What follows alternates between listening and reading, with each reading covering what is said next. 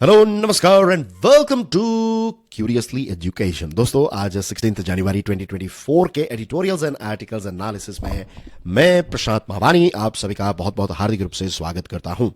आज हमारे टेबल पर 5 इंपॉर्टेंट टॉपिक्स हैं। बहुत ही क्विकली एक ब्रीफ आपको दे दूं। India Iran relations, Red Sea वाला टॉपिक आज हमारे टेबल पर फिर से है। We are going to learn some new things about it. Plastic hazard, ये प्लास्टिक की पानी की बोतलें जो हैं they are very very dangerous. Atal Setu and India Maldives relations, इसको भी एक नए एंगल से समझने का प्रयास आज हम करने वाले हैं। लेकिन like every single day let's start our discussion with a positive quote of the day. Robin Sharma का कोट है, the victim mindset dilutes the human potential. जो विक्टिम माइंडसेट होता है वो ह्यूमन पोटेंशियल को कैसे डाइल्यूट करता है वो देखिए। By not accepting personal responsibility for our circumstances we greatly reduce our power to change them. अगर हम ये मान ले कि आज जिस सर्कमस्टेंसेस में, जिस परिस्थिति में हम हैं, वो किसी दूसरे लोगों की वजह से हम यहां पर पहुंचे हैं, तो ये चीज अभी हम कभी चेंज ही नहीं कर पाएंगे। क्योंकि अगर दूसरे लोग आपको एक सर्कमस्टेंस में डाल सकते हैं तो उन्हीं लोगों के पास ये पावर है कि वो आपको इस सर्कमस्टेंस में से बाहर निकाले। तो ये रिमोट कंट्रोल दूसरों के हाथों में मत दीजिएगा, राइट।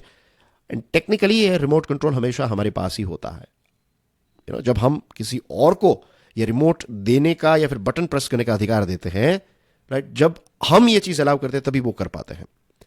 तो अगर हम पर्सनल रिस्पॉन्सिबिलिटी उठाएं, if we want to change the things that we want to change in our life, उसके लिए हमें खुद साहस करना पड़ेगा। राइट, जो एक बहुत ही फेमस कहावत है ना कि ऊपर वाला भी उस इंसान की मदद करता है जो खुद की मदद करने के लिए तैयार हो। So first of all we have to take responsibility, we have to take stand. And मेरा तो पर्सनल अनुभव यही है कि जब भी मैंने कोई चीज करने की शुरुआत की हो, जब भी मैंने कोई एफर्ट्स डालने की शुरुआत की हो, तो धीरे धीरे लक जो है वो भी फेवर करने लगता है। तो ट्राई कीजिएगा इसको, ठीक है। चलिए अब बात करते हैं ईरान इंडिया रिलेशंस के बारे में। हमारे जयशंकर साहब जो है वो ईरान की यात्रा पर गए। उनकी मुलाकात जो है वो अपने काउंटर पार्ट और ईरान के प्रेसिडेंट के साथ भी हुई। दोस्तों, ईरान और इंडिया के बीच में फिलहाल जो डिस्कशन हुई उसमें इंफ्रास्ट्रक्चर प्रोजेक्ट को काफी ज्यादा इंपॉर्टेंस दिया गया, राइट। एक है चाबहार पोर्ट, दूसरा है transport corridor. This is international north south trade corridor.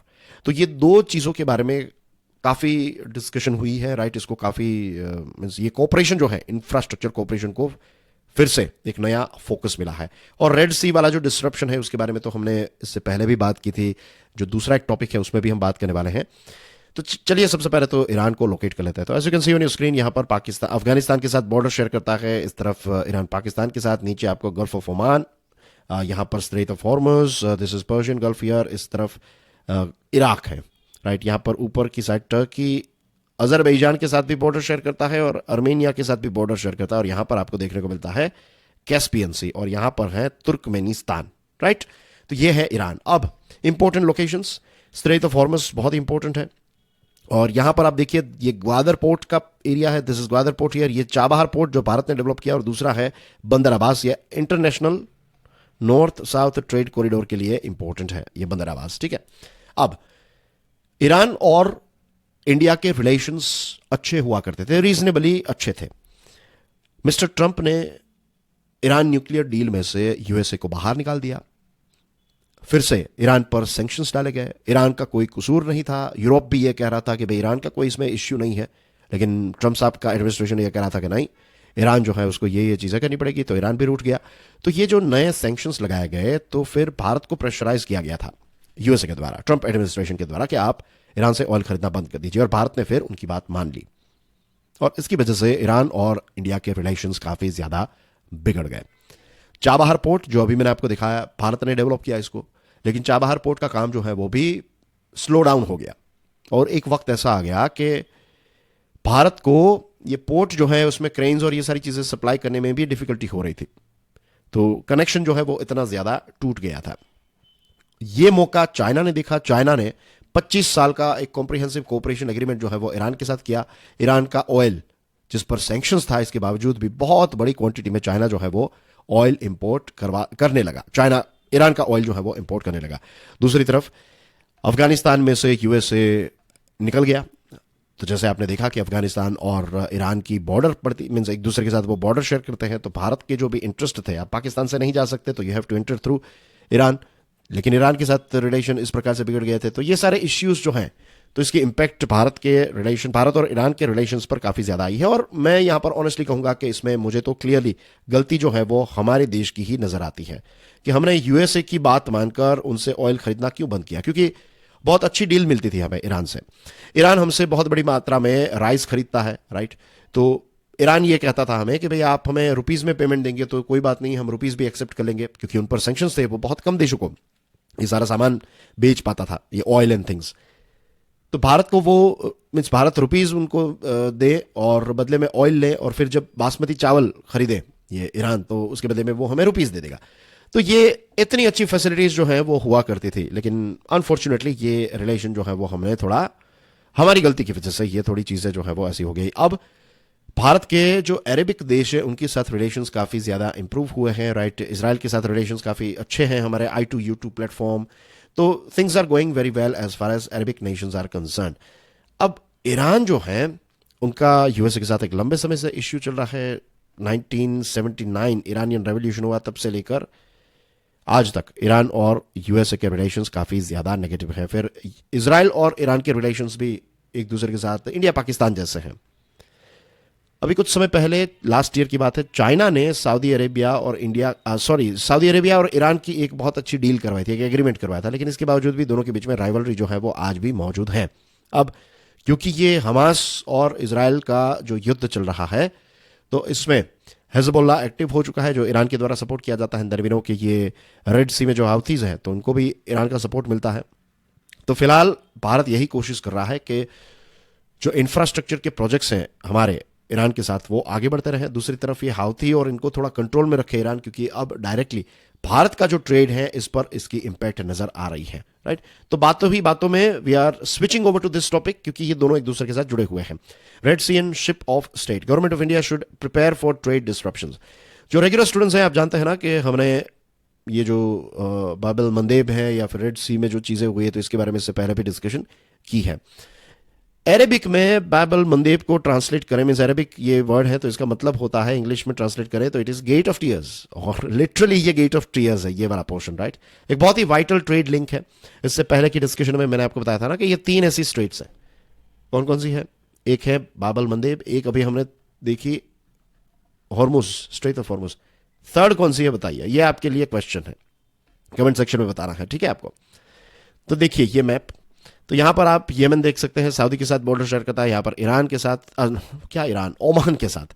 And here we have Gulf of Aden, ये सना इसका कैपिटल है। मैंने एक प्रश्न पूछा था एडन को लेकर, तो आप में से एक स्टूडेंट ने, वो इंजीनियर साहब जो है, उनका नाम कमेंट सेक्शन में पोस्ट किया है। तो आई एम ग्लैड कि कुछ ऐसे स्टूडेंट्स हैं जो चीज़ों को बहुत ही बारीकी से सुनते हैं, and I really appreciate your efforts.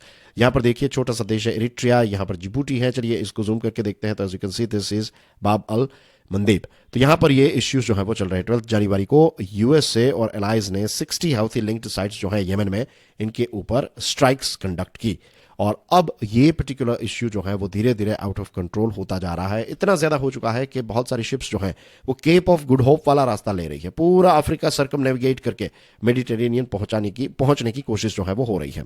इससे क्या होता है, जो शिप की जर्नी होती है उसमें 4000-5000 जितने नॉटिकल माइल्स ऐड हो जाते हैं, 15-20 दिनों की जर्नी ऐड हो जाती है, कोस्ट बढ़ जाता है, डिलीवरी में डिलेज आती हैं। और ये रेड सी और सुएज कैनाल वाला रूट जो है ना, ये लगभग आप समझ लीजिए 12% जितना ग्लोबल ट्रेड जो है वो यहाँ से कंडक्ट किया जाता है। और भारत का 1.1 ट्रिलियन मर्चेंडाइज जो है, सामान जो है, या फिर आप समझ लीजिए 20% ऑफ 1.1 ट्रिलियन मर्चेंडाइज ट्रेड जो है, 20% ऑफ 1.1 ट्रिलियन, ये डायरेक्टली अफेक्ट हो जाता है। भारत के लिए Europe, USA, West Asia, North Africa को कनेक्ट करने के लिए ये एक बहुत ही इंपॉर्टेंट रूट है। और रशिया से जो क्रूड आता है वो भी इसी रास्ते से आता है, राइट। तो हाउथीज जो है, हमने इससे पहले की डिस्कशन में देखा था ना कि हाउथीज एक ऐसा ग्रुप बन चुका है कि ग्लोबल अफेयर्स को, ग्लोबल जो एक बिजनेस है, इकोनॉमी है, तो उस पर एक इम्पैक्ट क्रिएट करने की एक कैपेसिटी जो है वो उनकी डेफिनेटली हो चुकी है, और ये पूरा एडवांटेज जो है वो लेने की ये कोशिश कर रहे हैं। ईरान जो है वो उसको सपोर्ट कर रहा है, और ईरान बेसिकली ये चाहता है कि इजराइल और यूएसए जो है तो उनको इतना ईजिली अपना बिजनेस करने का मौका ना मिले, पूरी दुनिया को एक पिंच फील हो कि भाई ये गाजा में जो चीज़ें हो रही है तो उसको रोका जाए, ईरान के ऊपर, इजराइल के ऊपर प्रेशर क्रिएट किया जाए कि वो ये धड़ाधड़ फायरिंग और ये एयर स्ट्राइक्स और ये सारी चीज़ें बंद करे, सीज ऑफ गाजा बंद करे, वरना यहां पर डिस्ट्रप्शन जो है वो होता रहेगा। अब ये जो कॉन्फ्लिक्ट हुआ है इसकी वजह से शिपिंग कॉस्ट 40 से 60% इंक्रीज हो चुका है, राइट।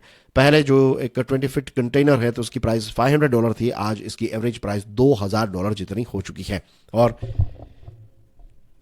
सऊदी अरेबिया का जो रेट है container shipping, if you want to send it to Saudi Arabia, तो इसका रेट डबल हो चुका है। इंश्योरेंस की प्राइस अप हो चुकी है। और अब देखिए जो low value high volume goods हैं तो इसकी प्राइस ज्यादा होने की वजह से पूरी मार्केट जो है वो डिस्टर्ब हो रही है। इंडियन केमिकल्स, प्लास्टिक्स, पेट्रोकेमिकल्स जो है ये यूरोपियन मार्केट में काफी ज्यादा एक्सपेंसिव हो गया because of all these things. और इसमें मार्जिन जो है, profit margin as a business में बहुत कम रहता है। आप मासेस में या फिर आप बड़ी क्वांटिटी में डील करते हैं तो आपको जितनी बड़ी क्वांटिटी उतने पैसे मिलेंगे, लेकिन थोड़े भी पैसे अगर बढ़ जाए, प्राइस बढ़ जाए या फिर कॉस्ट बढ़ जाए तो फिर आपका प्रॉफिट जो है वो जीरो हो जाता है। कई बार आपको लॉस में भी सामान बेचना पड़ता है। दूसरी चीज, time sensitive exports, for example basmati rice है, अगर इसको थोड़ा ज्यादा वक्त लगेगा तो ये ट्रांजिट में इसकी क्वालिटी जो है वो डिटीरियोरेट हो सकती है। टेक्सटाइल और मैन्युफैक्चर्ड गुड्स जो है तो फिर सीजन को हैंडल करने के लिए जो सप्लायर्स है वो फिर एयर कार्गो करवा लेंगे। फिर जो फैक्ट्रीज है, मान लीजिए आप एक कार बना रहे हैं, राइट, तो एक पर्टिकुलर पार्ट एक जगह से दूसरी जगह में वाया शिप आपको मिलता है। अब ये पार्ट जो है आपको नहीं मिला है तो आप कार बेच नहीं पाएंगे, पूरा प्रोडक्शन जो है वो रुक जाएगा। तो इस प्रकार की इंपैक्ट पूरी दुनिया पर हो रही है। Iraq, Saudi Arabia, UAE, Kuwait, ये सारे देशों से भारत का 55% जितना ऑयल हमारे देश आता है। तो यहां पर डिस्ट्रप्शन का मतलब कि हमारे देश पर इन्फ्लेशन की एक नेगेटिव इंपैक्ट हमें देखने को मिल सकती है, ग्रोथ पर इसकी एक नेगेटिव इंपैक्ट आएगी। तो अभी क्या करना चाहिए? अभी फ्रेट और इंश्योरेंस एक्सपेंस जो है तो इस पर एक सब्सिडी प्रोवाइड कर सकती है सरकार। दूसरी चीज, कैसे हम नॉन सुएज कैनाल के रूट के माध्यम से रशिया का ऑयल यहां पर इंपोर्ट कर सकते हैं। We have to think about it. हमें वेस्ट एशिया के देशों में किसी की साइड नहीं लेनी है। अगर साइड लेंगे तो फिर इश्यू जो है वो और ज्यादा हमारे लिए बढ़ता ही जाएगा। और हम ह्यूमैनिटेरियन एड येमेन को प्रोवाइड कर सकते हैं, तो इससे एक नया एवेन्यू जो है वो खुलेगा एंगेजमेंट का। एटलीस्ट हमारी शिप्स जो है या फिर हमारा सामान जो है तो उसके लिए हम नेगोशिएट कर पाएंगे कि भाई आप इसको अटैक मत करें। तो ये कुछ ऐसे ऑप्शंस जो है वो यहां पर प्रैक्टिस किए जा सकते हैं। देखते हैं आगे इसमें क्या होता है। Things are getting bit dirty day by day.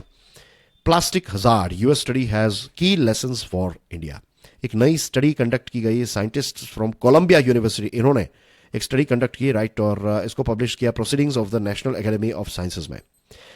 दोस्तों, इन्होंने 2.4 लाख टॉक्सिक प्लास्टिक पीसेस जो हैं इनको मिले हैं प्लास्टिक की बोतल में, राइट, जो पानी की बोतल आती है ना उसमें।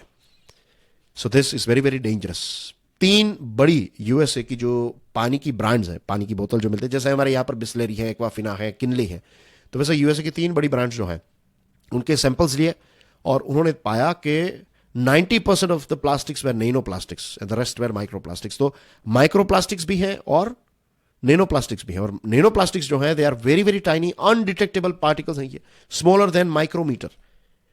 तो ये जो नैनो प्लास्टिक है वो तो माइक्रो प्लास्टिक से भी ज्यादा डेंजरस है। ये हमारे लंग्स में, हार्ट, ब्रेन, ब्लड स्ट्रीम में पहुंच सकते हैं। Metabolic disorders, cellular imbalance, intestinal inflammation, ये सारी चीजें जो है वो ये कर सकते हैं। तो हमारी हेल्थ जो है इस पर डायरेक्ट इसकी इंपैक्ट आ सकती है। भारत के लिए ये डेंजरस इसलिए है क्योंकि 2018 से लेकर 21 के पीरियड में अगर आप देखेंगे तो सेकंड फास्टेस्ट ग्रोथ रेट ये पानी की बोतल सेक्टर में, अगर मिनरल वाटर सेगमेंट में किसी का हुआ है तो नंबर 1 पर साउथ कोरिया था और उसके बाद हमारा देश भारत है। और ओवरऑल अगर आप देखिए volume of bottle water consumed in 2021 तो हमारा रैंक 14th था। तो दिस इज कि हमें लगता है कि 20 रुपए की पानी की बोतल हम पी रहे हैं तो बहुत ही अच्छा पानी पी रहे हैं। शायद पानी अच्छा हो, लेकिन क्योंकि पूरा पैकेजिंग और ये सारी चीज़ें आ जाती है, जो ढक्कन उसमें फिट किया जाता है, तो इसकी वजह से बहुत सारा नैनो प्लास्टिक जो है वो रिलीज होता है, माइक्रो प्लास्टिक रिलीज होता है और वो ये पानी की बोतल में अंदर रहता है और फिर ये हम पीते हैं और फिर हमारे सिस्टम्स को ये पॉल्यूट करना स्टार्ट कर देता है। तो ये एक बहुत ही डेंजरस प्रॉब्लम बनता जा रहा है। इसको लेकर अवेयरनेस बहुत कम है या फिर ना के बराबर है। दोस्तों, जब तक जहां तक पॉसिबल हो, मेक श्योर कि आप घर की जो बोतल होती है, राइट, जो आती है ना वो थर्मोस टाइप बोतल, काफ़ी अच्छी मिलती है अलग अलग कंपनीज की, तो carry those bottles with you. फिर उसको आप बार बार रिफिल कर सकते हैं। आप ऑफिस जा रहे हैं, कॉलेज जा रहे हैं, तो वहाँ पर पानी के जो फिल्टर्स होते हैं वहाँ से आप उसको फिर से रिफिल कर सकते हैं। तो प्लास्टिक पोल्यूशन भी कम होगा और ऊपर से आप जितना हो सकेंगे उतना घर का पानी पिएंगे। So do that thing, right, try to make it a habit. मेरी ये हैबिट रही है, मैं शाम को जब भी अपने दोस्तों के साथ बैठने के लिए जाता हूँ तो शाम को I take out my two wheeler, तो टू व्हीलर लेकर जाता हूँ, तो उसकी जो डिक्की होती है तो उसके अंदर ही मैं दो बड़ी बड़ी 1-1 लीटर की पानी की बोतल लेकर ही जाता हूँ। तो हम सब उसमें से पीते हैं। उसके बाद व्हेन आई लीव देन शायद वो कई बार क्या होता है कि दोस्त लोग जो है वो प्लास्टिक की बोतल लेकर आते, मैं उनको कहता हूँ कि भाई आप घर से बोतल्स लेकर आइए, it's not about money, right, it's means वो पानी की बोतल जो है वो 20 रुपए की आपको मिल जाएगी। बट द पॉइंट इज के ये चीज़ें जो है, और कई बार क्या है कि अलग अलग दुकानों पे अब ब्रांडेड बॉटल्स भी नहीं मिलती हैं, ये बिस्लरी, किनली, ये सारी बोतल्स छोड़ दीजिए, बिस्तल विस्तल, एक अलग अलग कंपनीज जो हैं, डुप्लीकेट कंपनीज, तो ऐसी कंपनीज का भी काफ़ी ज़्यादा पानी मिलता है। तो they are like duplicate in the sense कि they are substitutes, right, they are providing cheap water. 10 रुपए की बोतल वो मिल जाती है 1 लीटर की, बट ये सारी बोटल्स में ये माइक्रो प्लास्टिक आपको मिलता ही है। मैंने पता है आई थिंक 2018 में वीडियो बनाया था ये माइक्रो प्लास्टिक पर, और उस समय पर जब रिसर्च कंडक्ट की तो तब से ये अवेयरनेस जनरेट हुई कि यार ये तो this is a very dangerous thing. तो डू ट्राई इट, जब जितना पॉसिबल हो मेक श्योर कि एक ऐसी बोतल यूज करें आप जिसको आप एवरीडे वॉश कर सके और एवरीडे फिर उसको रिफिल कर सके। एक और इंटरेस्टिंग चीज मुझे याद आ रही है, I forget the number, COP meeting हुई थी, कॉन्फ्रेंस ऑफ पार्टी, अभी जो 28 हुई ना, वैसे एक हुई थी जर्मनी का एक शहर है बॉन, आई थिंक बॉन शहर का नाम है, अब थोड़ा देखिएगा इसको। तो ये जर्मनी में जब ये मीटिंग हुई थी ना, कॉन्फ्रेंस ऑफ पार्टी की, क्लाइमेट चेंज की समिट, तो उस समिट में ये तय किया गया था कि जो भी डिग्निटरीज आएंगे, फॉर एग्जांपल हमारे प्राइम मिनिस्टर मोदी साहब आए, तो उनको एक कांच की बोतल दी जाएगी पानी की। फिर वही बोतल जो है वो जितने दिन वहां पर है, 2 दिन 5 दिन की जब जितनी यात्रा है, तो वो ये पानी की बोतल जो है वो रिफिल कर करके पिएंगे, उनको हर बार नई प्लास्टिक की बोतल या फिर कांच की बोतल नहीं दी जाएगी। तो it was a very good gesture, मुझे तो ये चीज़ काफ़ी आइडिया पसंद आया, और सारे देश के अलग अलग जो देश के नेता थे, सारे देश के नेताओं ने इस चीज़ को सपोर्ट किया। यू विल ऑल्सो फाइंड के दीज डेज जो इंपॉर्टेंट जो लीडर्स होते हैं उनकी जो कॉन्फ्रेंस होती है, तो उसमें आपको देखने को मिलेगा कि कांच की बोतलें जो हैं वो आने लगी हैं, प्लास्टिक जो है वो धीरे धीरे जाने लगा है। So this are the things. So alternatives, yes, we were talking about this thing, isn't it? तो ग्लास की बोतल है, स्टेनलेस स्टील, कार्डबोर्ड कार्टून्स और एल्यूमिनियम कैंस, ये सारी चीज़ें जो हैं इनको हम रिप्लेस कर सकते हैं। It's not just about human life, it's also about the entire planet. अब बात करते हैं एक इंटरेस्टिंग इंफ्रास्ट्रक्चर प्रोजेक्ट के बारे में, big ticket project Atal Setu. हमारे देश के लिए, मुंबई के लिए, देश के लिए एक बहुत ही गर्व की बात है। अटल सेतु जो है वो यहाँ से स्टार्ट होता है, राइट, और थोड़ा ज़मीन पर है, बाकी एक लंबा पोर्शन जो है वो पानी पर है, एंड देन अगेन ज़मीन पर, और फिर ये चिरले जो है इसको सेवरी के साथ ज्वाइन करता है। 21.8 किलोमीटर लंबा ये ब्रिज है, मुंबई ट्रांस हार्बर लिंक इसको कहते हैं, इसका नाम है अटल सेतु, और इसको लास्ट वीक ओपन किया गया, right, it is open for public. 16 kilometre पानी वाला एरिया, और बाकी का 5.5 किलोमीटर जो है ये ज़मीन पर है। पहले जो ये 2A to B जाने में 2 घंटे जितना वक्त लगता था, अब ये 20 मिनट्स के अंदर आप कंप्लीट कर पाएंगे। तो सबसे बड़ा फायदा ये होगा, राइट, टाइम बचेगा, दूसरी चीज फ्यूल भी बचेगा। इसको बनाने में 17,840 करोड़ रुपीस का खर्च हुआ, और ये लॉन्गेस्ट सी ब्रिज है हमारा, अर्थक्वेक रेजिस्टेंस है, और इसका जो कंक्रीट स्ट्रक्चर है वो इतनी अच्छी क्वालिटी का है कि जो सी वाटर से जो एक जंग लग जाता है, कोरोसिव इफेक्ट आती है, तो ये भी चीज़ें नहीं होगी। इतना ही नहीं, इसमें जो लाइट्स यूज की गई है तो ये इको फ्रेंडली लाइट्स हैं, तो ये एक्वाटिक लाइफ को भी नेगेटिवली अफेक्ट नहीं करेगी। तो ये बहुत अच्छी अच्छी चीजें आपको यहां पर देखने को मिल रही है। और प्राइम मिनिस्टर मोदी साहब ने कहा था उद्घाटन के दौरान कि this is a glimpse of what a developed India is going to be like, right, कि इतने अच्छे अच्छे नए प्रोजेक्ट्स, इतनी नई चीजें आपको, स्टेट ऑफ द आर्ट जिसको हम कहते हैं, ये सारी चीजें आपको नए भारत में देखने को मिलेगी। दूसरी जो इसकी अच्छी बात है दैट इज के ये प्रोजेक्ट जो है ये 7 सालों के अंदर खत्म हो गया। 2016 के दिसंबर में इसका फाउंडेशन स्टोन रखा गया था, और 7 सालों के अंदर it is open for public. उसके कंपैरिजन में अगर आप देखेंगे तो ये जो सी लिंक है, तो सी लिंक प्रोजेक्ट जो है ये इसका 1/4 है, लेकिन इसको बनने में 10 साल लगे। लेकिन एज यू नो कि अब चीजें जो है वो काफी ज्यादा चेंज हुई है, बहुत स्पीडीली ये सारे प्रोजेक्ट्स हो रहे हैं, और दिस इज जस्ट वन। आने वाले समय में ऐसे तो बहुत सारे प्रोजेक्ट्स हमें देखने को मिल रहे हैं। सो इस प्रकार के प्रोजेक्ट्स जो है वो इंडिकेट करते हैं कि we too can deliver, we too can achieve, right. अब बात करते हैं मिस गाइडेड मालदीव्स के बारे में। India should make Muizzu see reason. देखिए, मोहम्मद मुइज्जू साहब भारत के साथ रिलेशन रखना नहीं चाहते हैं, या फिर रिलेशन को उतना ज्यादा पहले की तरह नहीं रखना चाहते. That's his choice, right. ये उनकी सरकार, उनकी फॉरेन पॉलिसी की चॉइस है. लेकिन देखिए, आप किसी से रिलेशन नहीं रखना चाहते तो इसका मतलब ये नहीं है कि फिर आप उनके साथ रिलेशन बिगाड़ दें. That's a there is a big difference in it, you know. किसी से दूरी थोड़ी बना लेना, that's okay.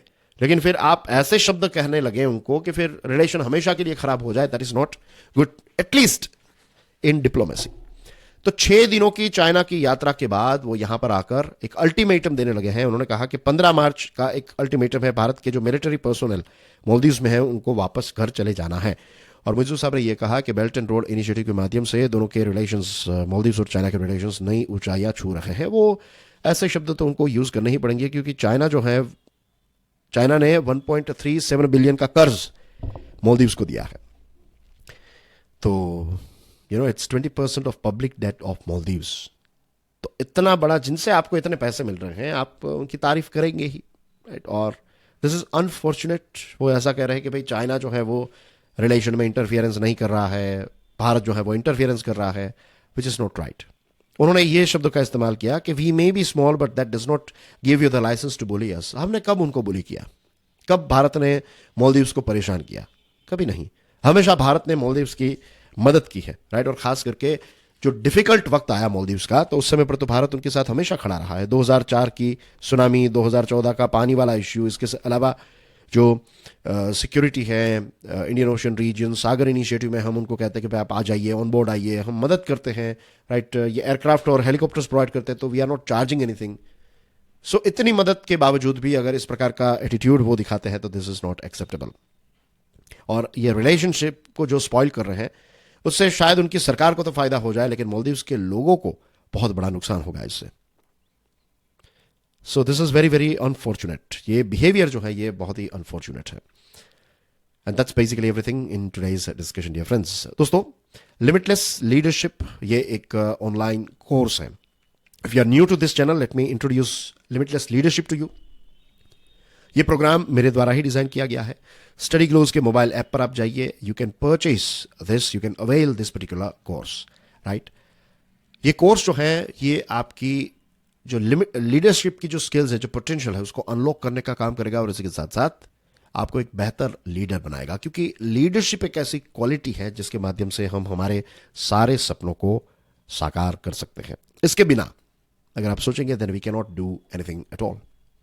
So do check out this course. Demo video bhi available hai. And that's basically everything from my side. I will see you soon with some more interesting topics. Till then, enjoy your studies. God bless you all. Jai Hind.